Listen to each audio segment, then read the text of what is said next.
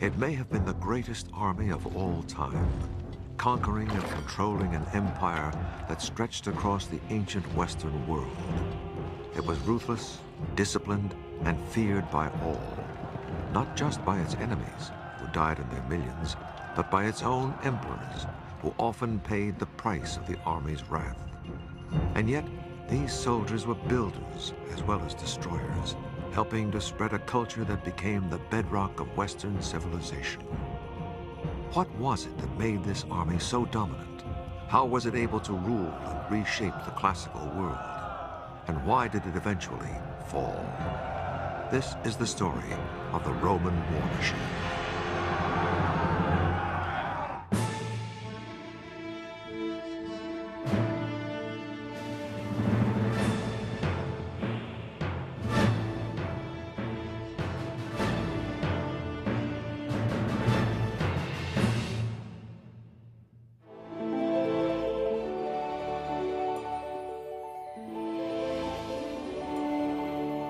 The glory that was Rome was built largely upon the power of its army. Until it discovered how to wage war, Rome was just another small Italian farming settlement.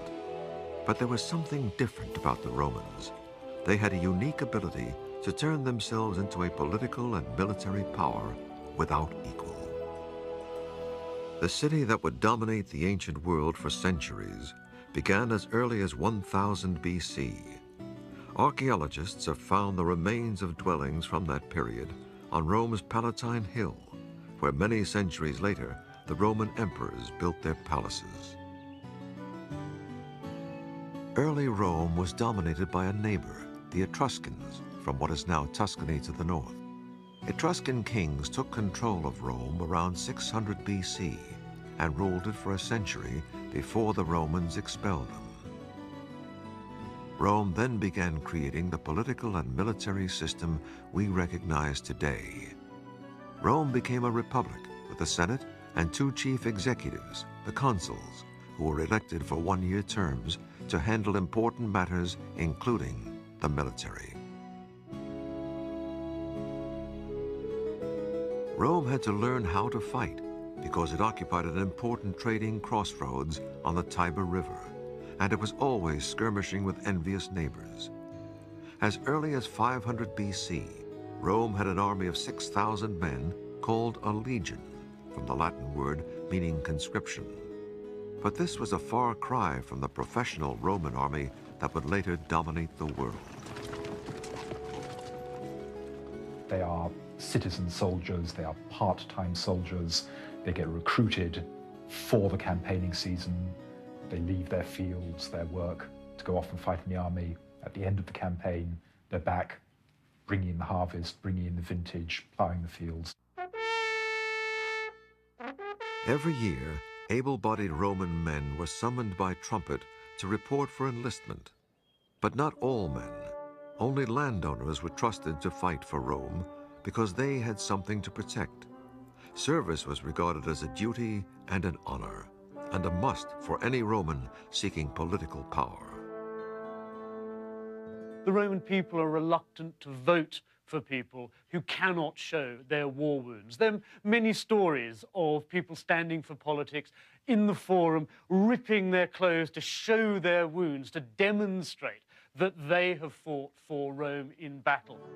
Romans had to provide their own armor and weapons, so the wealthiest, the officers, had a helmet, armor, a spear, a sword, and a shield, while the poorest, the front ranks, had no armor and had only slings and stones for weapons. The early Roman army was modeled on the Greeks, especially the basic tactical formation.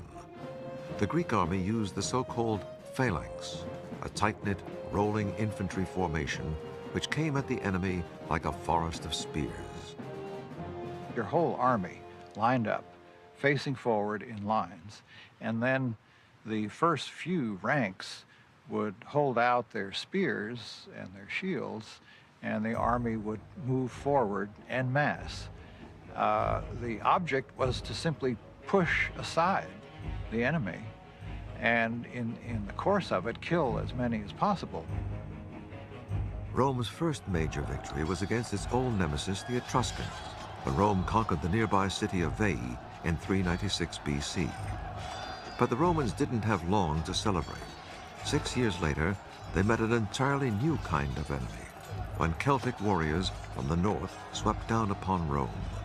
The Celts were a people linked by language, culture, and style of warfare. And Celtic tribes were spread across Europe, from Ireland to France and Switzerland.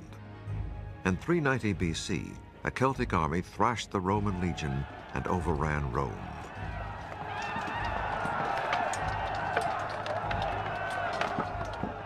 The Celtic method of fighting was very disturbing to them.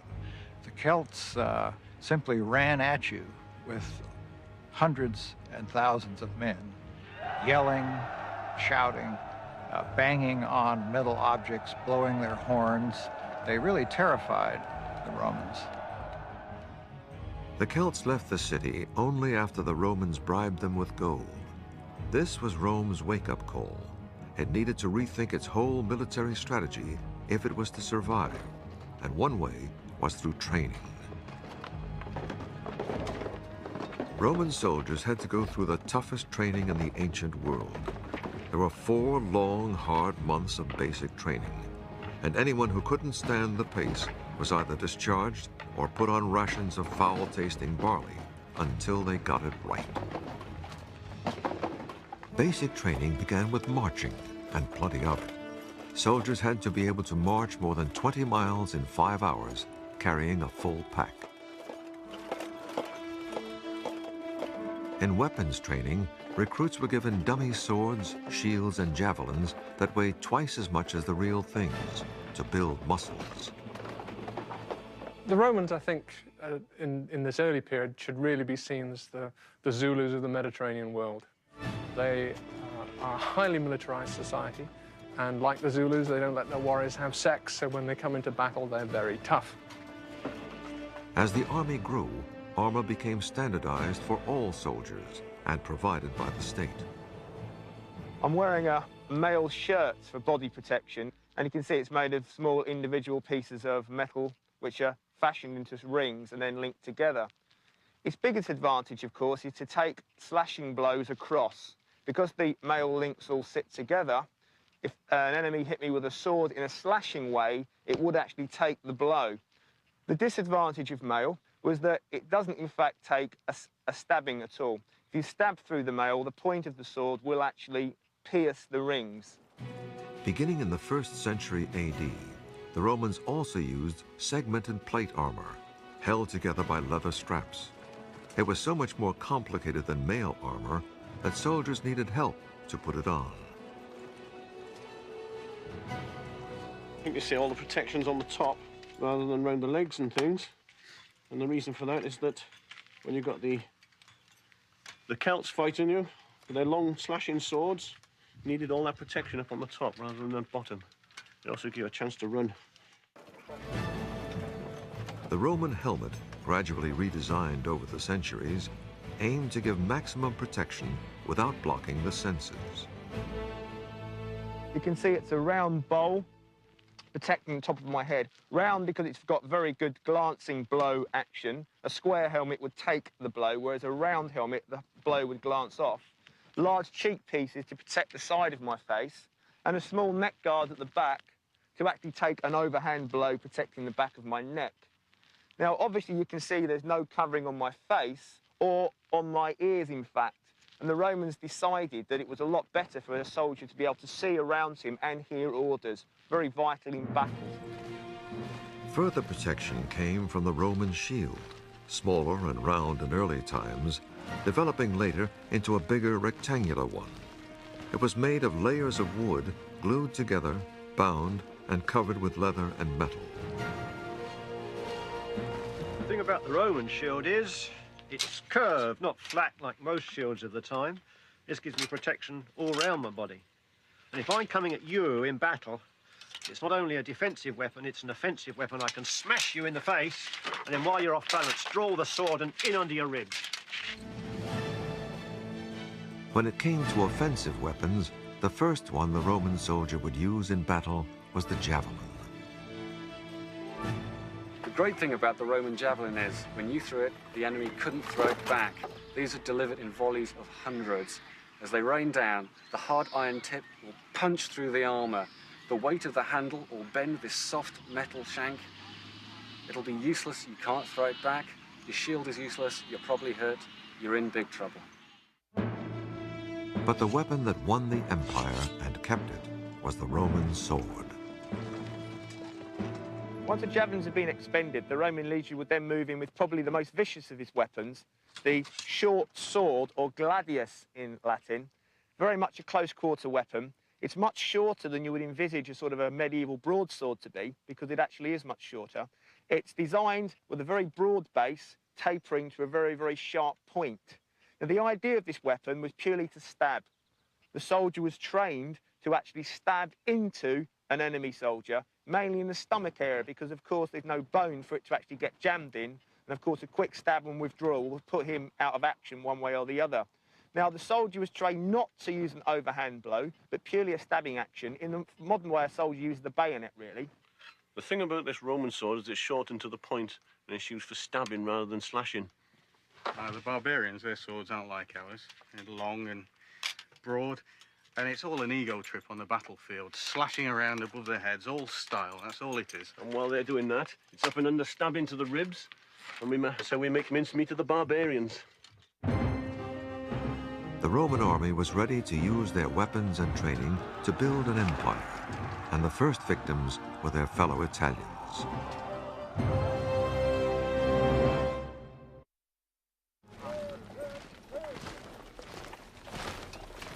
The basic unit of the Roman army was the legion, and over time it became highly structured. Eventually, the legion evolved into a unit of 4,800 soldiers. It was divided into 10 cohorts of 480 men each, which in turn contained 6 centuries. Not 100 men, as you might expect, but 80 soldiers. Each century had 10 groups of 8 men who shared a tent. The legionary commanders were usually political appointments, Roman noblemen doing service as they climbed the political ladder. Their military ability varied greatly, and so much of the real running of the army fell to the officers beneath them. The most famous of these was the centurion, in charge of a century of soldiers. As Rome's empire grew, centurions became career soldiers, working their way up through the ranks. Centurions usually had at least 15 years' experience. It was their job to train the men, discipline them, and lead them in battle. Because they'd seen so many campaigns, they understood the traditions of the army. They knew how the army could actually solve particular problems which it might encounter in future campaigns. So they were very much the living essence of the Roman legions. Well, I'm in the equipment of a Roman centurion. You can always immediately tell the centurion because his crest goes across his helmet. In this case, the crest is made of horsehair, though sometimes they were made of feathers. And if he'd been given military awards, you can see they're worn on a harness on the chest. Centurions were career officers who took the term literally. Centurions never had to retire. We find some cases of people over 80 still serving. So this, of course, helps to secure uniformity of standards and training and so on throughout the empire. You see careers of these centurions who've been all over the place in their very long lifetime. Centurions could make a soldier's life hell. They demanded bribes to excuse soldiers from the less popular duties and used their vine staffs to deliver punishment. One centurion, Lucilius, was nicknamed "Give Me Another" for his practice of breaking his staff over soldiers' backs. He was later murdered by his own men. After its early defeat by Celtic warriors in 390 BC, the Roman army changed its battle tactics. It did away with the rigid phalanx formation it had borrowed from the Greeks and used smaller fighting units called maniples or handfuls, highly maneuverable groups of less than 150 men. This allowed the Roman army to operate more effectively, perhaps on rather rougher ground, but also it allowed them to move groups of soldiers around to the flanks and to the rear of enemy armies. While the basis of the Roman army was its infantry, the foot soldier, each legion also had an attachment of up to 300 cavalry. The Romans were not natural horsemen, so they adapted tactics and gear from their enemies, including the Celts. One example was the military saddle. The saddle on top of it is a very odd-looking beast to most people now. It doesn't look like a modern saddle at all. The most obvious feature are the 4 horns on it, and the 4 horns are there because of the thing that is obviously missing. There are no stirrups at all. The Romans didn't ride with stirrups. The saddle that developed after they'd fought with the Celts had these horns as a very significant feature. If you've got no stirrups, as I said, you can't lean out sideways very safely on a flat saddle. These horns enable you to do that. The saddle looks short compared to a modern saddle because the back horns press against your backside, the front horns go under your thigh, and you can lean out probably to about 45 degrees with relative safety. Part of the cavalry's job was to harass the enemy, and the riders carried special light javelins for that purpose. As you pass an enemy, you can lob several of them at them. They're not going to do a huge amount of damage, but your purpose isn't necessarily to do a lot of damage. It's to make the formation break up so that the infantry can get in and win. In battle, the cavalry lined up on the wings of the legions. The infantry formed 3 horizontal lines, so they could take turns at being the front line until the battle was won. As the Romans formed up to start the battle, they banged their swords against their shields in a frightening drum roll until the order came to charge.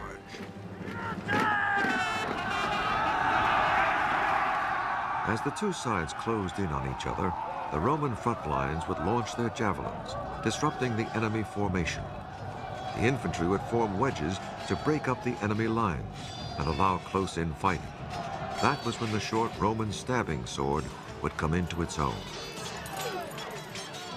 The fighting itself might be only 20 minutes or so. Sometimes it was a lot longer, but it was very difficult to fight for a great length of time with this massive weight of armour that Roman soldiers and often their enemies wore.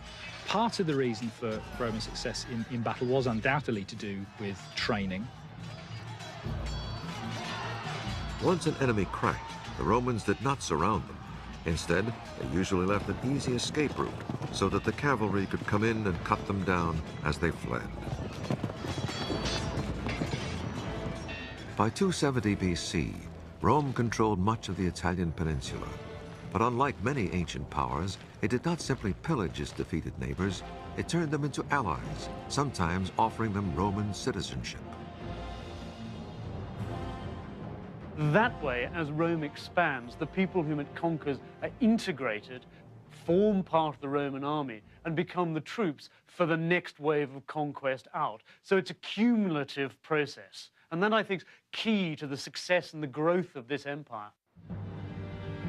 Rome's expansion made a clash inevitable with Carthage, another Mediterranean superpower. And when that clash came, it would produce the most horrendous war the ancient world had ever seen.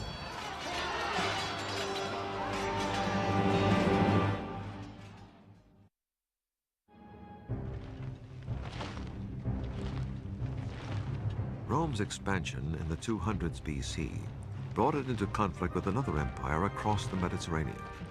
The city of Carthage, in modern-day Tunisia, commanded an empire stretching across northern Africa. In 264 BC, Rome and Carthage began fighting over control of Sicily, where Carthage had colonies. Rome found itself at a disadvantage. Carthage had a great navy, and Rome had almost none. Rome began building one, but most of its soldiers had never sailed, so they practiced on dry land, pretending to row in unison to get a feel for it. And when it came time for the real sea battles, Rome had a trick up its sleeve. It developed a kind of gangplank called a corvus that hooked onto Carthaginian ships so that the Roman soldiers could board them, turning naval battles into more familiar land battles. And that way, Rome routed the Carthaginian fleet. Rome won Sicily, Corsica, and Sardinia, but Carthage did not accept the defeat. In 218 BC, Carthage hit back under one of the most feared warriors Rome would ever face, Hannibal. And this time, the target was Rome itself. Hannibal was a man clearly with tremendous determination, a great personal hatred of Rome, which he'd inherited from his family who'd fought the Romans before. And it's also very clear that he had great personal magnetism. Hannibal marched his army through Spain and France and across the Alps into Italy, accompanied by 36 elephants. Most of Hannibal's elephants died on the journey over the Alps. In fact, his elephants played absolutely no role in the subsequent campaign. Nevertheless, they represent the skill and boldness that Hannibal portrayed in coming over the Alps so early in the campaigning season and surprising the Romans. With the help of Celtic warriors who joined him on the way, Hannibal won early victories against Roman legions sent to meet him. Then, in 216 BC, came a major showdown at Cannae in southern Italy. Hannibal had about 40,000 troops, while the Romans and their allies had nearly twice that number. But Hannibal was a master tactician. When the Roman legions made their usual thrust towards his center, Hannibal let them advance, then encircled them.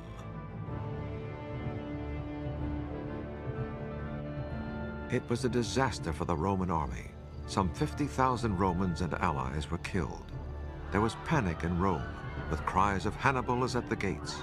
But Hannibal was never able to capture Rome, because Rome's ingenious policy of creating allies paid off once again. What defeats Hannibal is the fact that the Romans have got 8, 9, 10 times as many men able to be impressed into the army as Hannibal has got. And they can lose 50,000 men in a day. And they keep on fighting because they've got the manpower. And no other state in the ancient world could ever achieve anything like that. Rome practiced total war against Hannibal. As an emergency measure, it called up every available man, even slaves, and sent legions to Carthage-held Spain to stop supplies and reinforcements from reaching Hannibal. The wars on this scale are fights for survival, literally for survival. If you lose these kind of wars in the early period, your city is destroyed, your women and children are dispersed across the Mediterranean world. That's the end of it. All societies are destroyed if battles are lost. It took 15 years of fighting before Hannibal was forced out of Italy. He returned to Carthage to defend it against a counterattack by the Romans, who finally defeated Hannibal in 202 BC. But despite the victory, Rome maintained a paranoid fear of Carthage and provoked a third war in 149 BC. It took the Roman legions 3 years to breach Carthage's huge city walls, and then the Romans slaughtered unknown thousands of Carthaginians and sold 50,000 survivors into slavery. Finally, the Romans leveled the city, plowed it into the ground, and according to legend, sowed it with salt so that nothing would ever grow there again. Any Roman army was capable of extreme brutality, particularly in the sack of a city which had resisted them, which they then managed to break into. Under those circumstances, it seems to have been normal Roman practice, almost policy, to slaughter absolutely everybody and everything, including animals. Everybody was just chopped to pieces. It was absolute carnage. After defeating Carthage, Rome also added Greece as a province after destroying the city of Corinth.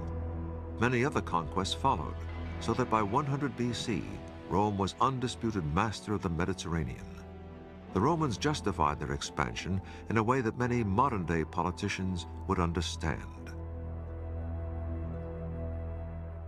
They always convinced themselves that they fight defensive wars. No Roman war, no matter how offensive or imperialist it might look to us, to the Romans it was always a matter of defense, always fending off an attack. So in a sense, that's how they justified a Mediterranean conquest. As rulers of a rapidly expanding empire, the legions had to get used to a lot of travel, and that meant travel on foot. When Roman soldiers marched, they carried up to 50 pounds of equipment on their backs, including weapons, armor, cooking utensils, rations, and tools for building a temporary camp. Most armies relied on natural defenses. The Romans carried the tools to build a new camp wherever they were, a new one each day, if necessary.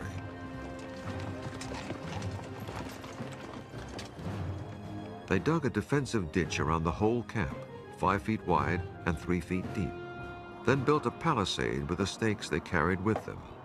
It was as though the Romans had their own fortified city wherever they went.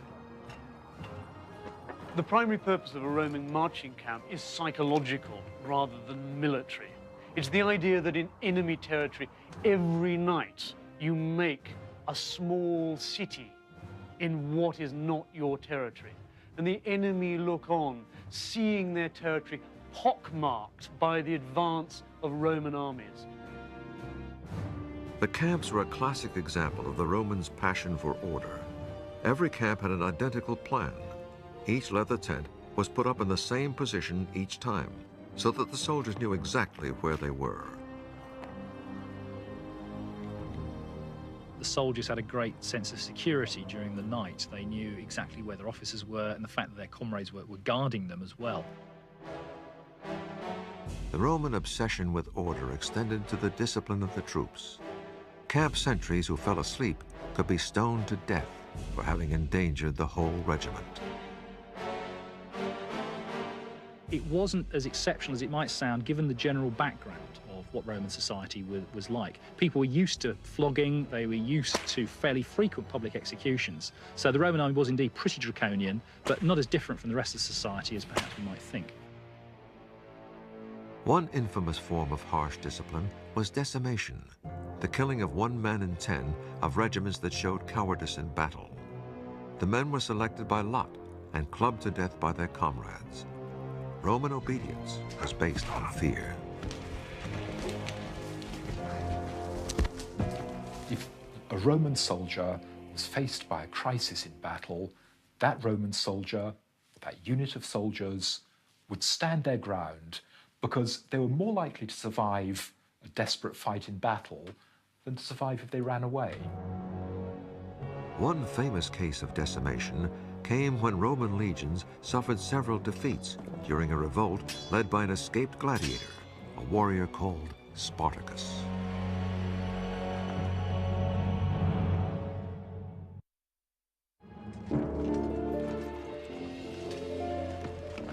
The Roman army was so busy conquering and building an empire on foreign soil that it had no standing army back home in Italy, and that left it open to surprise attack. That's just what happened in 73 BC, in a revolt led by a foreign slave named Spartacus, who had been forced to become a gladiator. Conditions for all slaves were relatively cruel and brutal, and particularly for gladiators who were kept chained in barracks and were brutally treated. Spartacus led a revolt by fellow gladiators against their conditions and was soon joined in the uprising by slaves from the countryside. Millions of slaves were brought back into Italy, and a lot of them were prisoners of war, a lot of them were ex-warriors. And therefore, although many of them were kept in barracks and many of them were trained to be gladiators, they were a potential security risk. Because there were no legions stationed in Italy at the time, new legions had to be quickly raised and trained. But Spartacus and his men, using guerrilla tactics, defeated each legion sent to meet him, and his band remained at large in Italy for 3 years. The Roman Senate finally gave the nobleman Marcus Crassus the power to quell the revolt. To show he was serious, he began by decimating 2 of the legions that had lost to Spartacus, then raised 6 new legions and met the Spartans in open warfare. Their tactics were so unconventional. They refused to give battle until the very end in a conventional way. They confounded the expectations of the generals and the armies sent against them. In a sense, their mistake and what lost them their final battle was to behave like Roman soldiers, to fight a conventional pitched battle. Had they stuck to guerrilla warfare, their revolt might have been even more effective than it was. The legions defeated the rebel army and killed Spartacus, and then Crassus lined the Appian Way outside Rome with 6,000 crucified Spartacans, a lesson to anyone who opposed Rome and her army. In the early days of the Roman army, soldiers were called away for only a few months at a time between spring and harvest. But the expanding empire meant long campaigns overseas, and for property owners, the only men eligible for the legions, military service became an ever-increasing hardship. By 100 BC, Rome had about 130,000 men in uniform. One Roman man in 8 was a soldier, and he was required to do up to 6 years of service in one stretch, and a maximum of 16 years over his lifetime.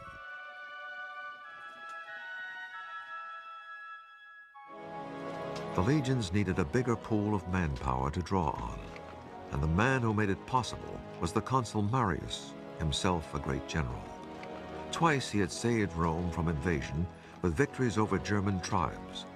In the fields near Aix-en-Provence in southern France in 102 BC, Marius's army killed so many Germans, 100,000 by one account, that farmers had bumper crops for years afterwards because of the blood and bones in the soil.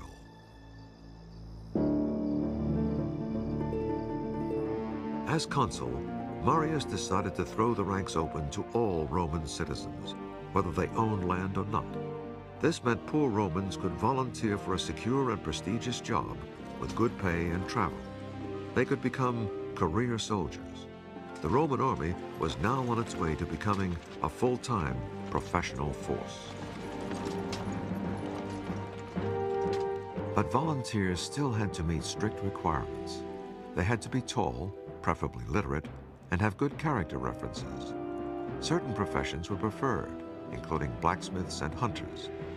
Those considered not suitable included weavers and tavern keepers.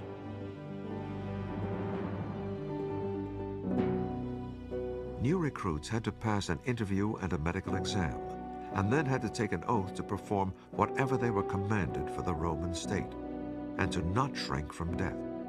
They were then given 3 gold pieces and sent to the provinces for training. But many of these new, poorer soldiers were already looking beyond 3 gold pieces. As the army kept adding new conquests, soldiers were increasingly focused on the spoils of war.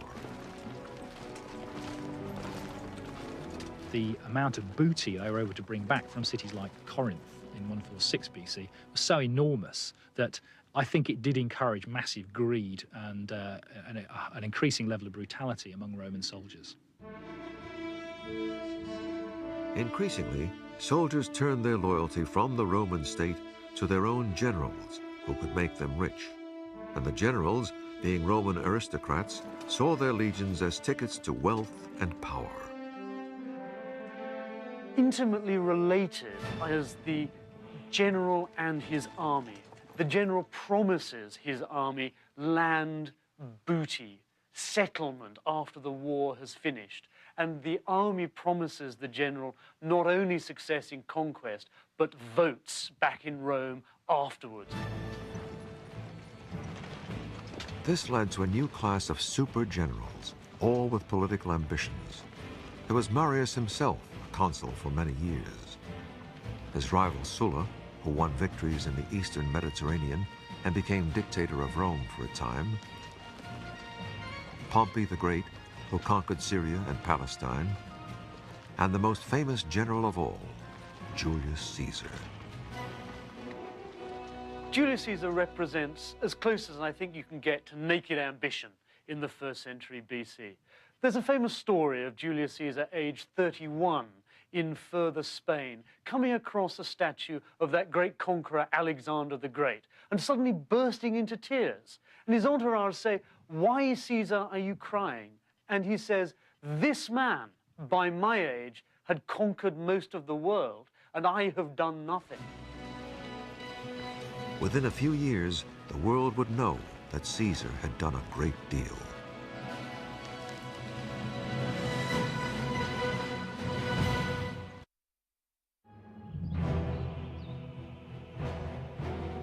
Of all Rome's great generals, none created more fame, bloodshed, loyalty, and hatred than Julius Caesar. He was a nobleman who worked his way up the political ladder and used his military command in Spain to pillage enough booty to buy votes in Rome. He was made a consul and formed a political alliance, the Triumvirate, with the rival general Pompey and Marcus Crassus, the richest man in Rome.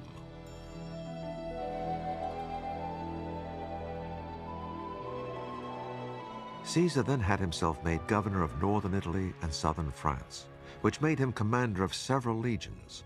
He was anxious for more conquests, and his chance soon came. In 58 BC, a Celtic people, the Helvetii, asked Caesar's permission to migrate from Switzerland to western France, across Roman allies' territory in what was then called Gaul. Instead of agreeing, Caesar decided to attack. Caesar, of course, is a cynic. He needs a war, he needs the booty derived from that to finance his political campaigns. Before he goes on campaign in Gaul, he is deeply in debt. Gaul will provide the booty for repaying his creditors. Caesar sent 6 legions against the Helvetii, 360,000 men, women, and children. More than half the Helvetii were slaughtered, and the survivors forced to return to their homelands. It was a part of the political struggle at Rome in the late Republic. Pompey, his great rival, was Rome's best general. So Caesar, competing against Pompey, he has to be a better general. After dispatching the Helvetii, Caesar set after a German tribe that had crossed the Rhine and marched his troops 120 miles in 5 days to the Alsace region. Again, the Romans slaughtered thousands. Caesar then turned west towards Belgium and repeated the dose against the tribe there. Caesar's political foes in Rome decried his actions, but most Romans cheered him on because he was defeating Gauls, the very same Celtic people who'd sacked Rome in 390 BC. The Romans' fear of Celtic peoples, like the Gauls, was more than historical. It was also physical.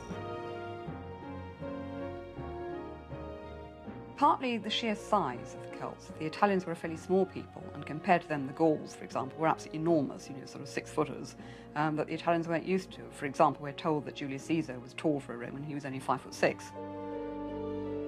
To the Romans, anyone who didn't speak Latin or Greek, such as the Celts, was looked down upon as a barbarian because the language sounded like sheep. Ba, ba.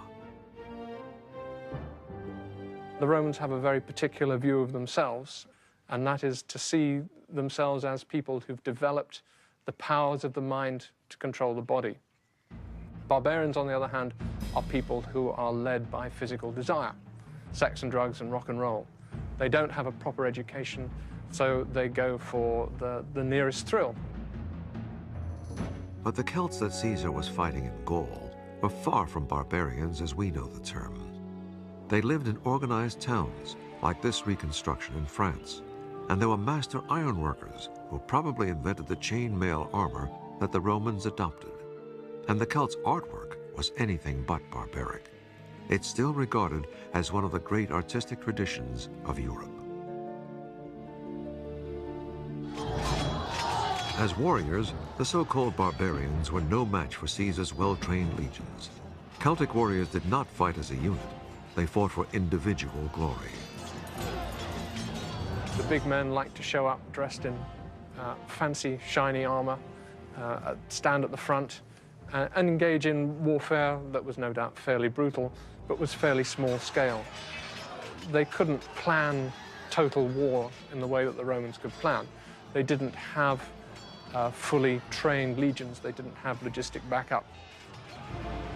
Also, the Celts were up against a brilliant commander in Julius Caesar.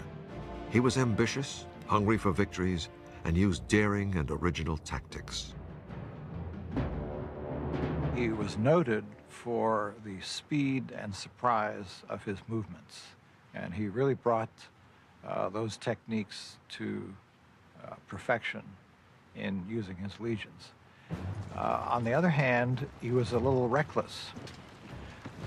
Part of his daring, and he often got himself into terrible scrapes, but he was so quick and so perceptive of the enemy's intentions that he was always able to get himself out. From the word go, he was prepared to adapt. I mean, coming up against the Germans for the first time in his first campaign, enormous numbers of cavalry, he had virtually none. No problem, he simply gets in horses and tells one legion, right, boys, you're all going to be cavalry. Suddenly has 5,000 cavalry. Caesar knew he asked a lot of his soldiers, and so he went out of his way to cultivate an intense loyalty from them. He didn't ask them to do anything that he didn't do, and he often dismissed his bodyguard and had his horse led away and actually stood in the ranks with the troops. And his troops were very loyal to him. Not surprisingly, these loyal soldiers were also becoming wealthy soldiers through booty and slaves. The spoils of war were often won through great brutality. Caesar himself boasted that his campaigns in Gaul left 1 million dead and 1 million enslaved. Caesar just carried out what I've called actually a big game hunt. He took his legions back and forth across Gaul, slaughtering troops, pillaging towns, killing women, children. The Romans were terribly cruel on the Celts. Defeated enemies were often made into slaves. Slavery was tremendously important to Rome. 40% of the Italian population were slaves, the same percentage as the American South before the Civil War. Slaves are fundamental to Rome's war effort. Essentially, slaves free the Roman citizen to fight in the army. Without slavery, it would have been impossible for Rome so effectively to initiate these wars of conquest. Caesar's wars of conquest went on for 9 years. He was the ultimate example of everything the Roman army had become in its first 500 years. Dedicated, ambitious, ruthless. And Caesar would not stop with foreign conquests. With his army behind him, he would conquer his enemies in Rome and take the title of dictator for life.